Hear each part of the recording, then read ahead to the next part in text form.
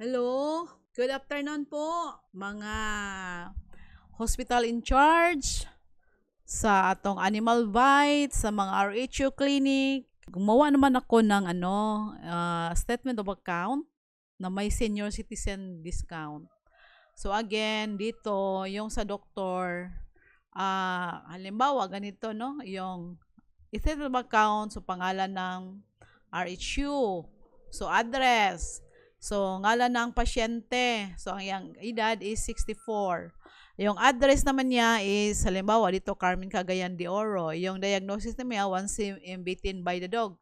Centimeter. Pero itong diagnosis ay sample lang po. Yung doktor na po ninyo ang may final say sa diagnosis. So, yung admission date, yan din ang start ng zero day. Then, yung February 20, ito ang day 7.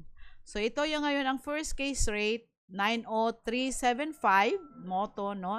This is the RVS code, relative value scale, no?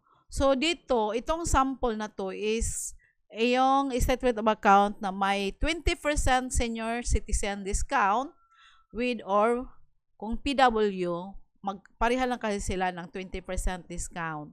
So, halimbawa, yung drugs natin, may 5,000.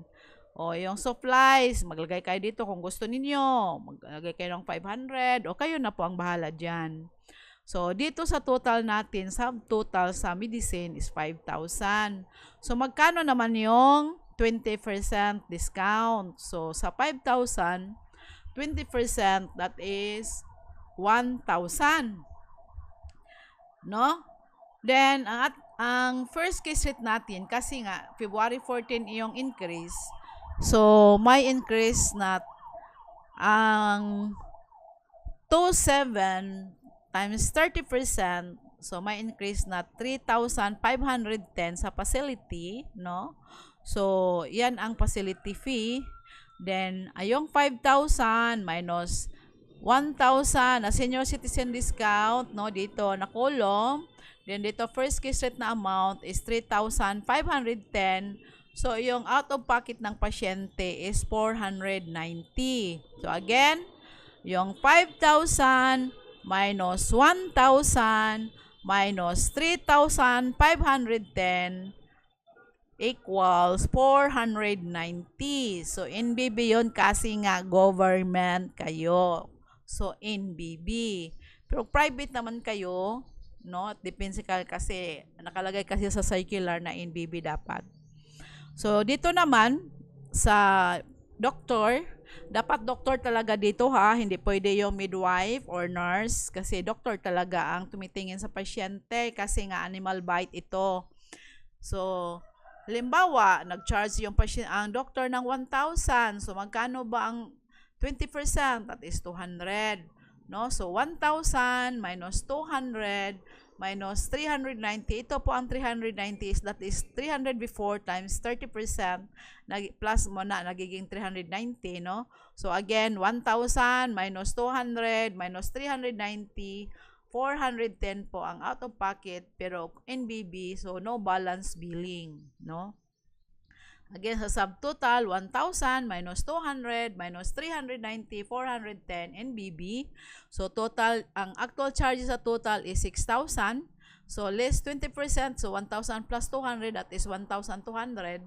Then, sa first case rate, 3,510 plus 390, that is 3,900.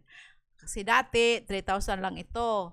So, plus 30%, nagiging na 900, so 3,900. So, kung suma total sa excess is 900 po. Kaso nga, NBB, no balance billing. So, dapat ganyan ang nakalagay.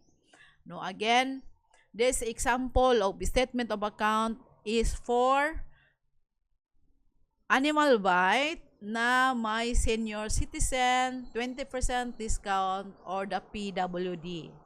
So, again, dito dapat doctor. Then, dito naman sa billing clerk, no, dapat nakalagay ang pangalan, then signature. Same with, ngalan sa pasyente, then signature. So, date sign, no, February 20, kasi nga 20, then 2024. Same here sa pasyente.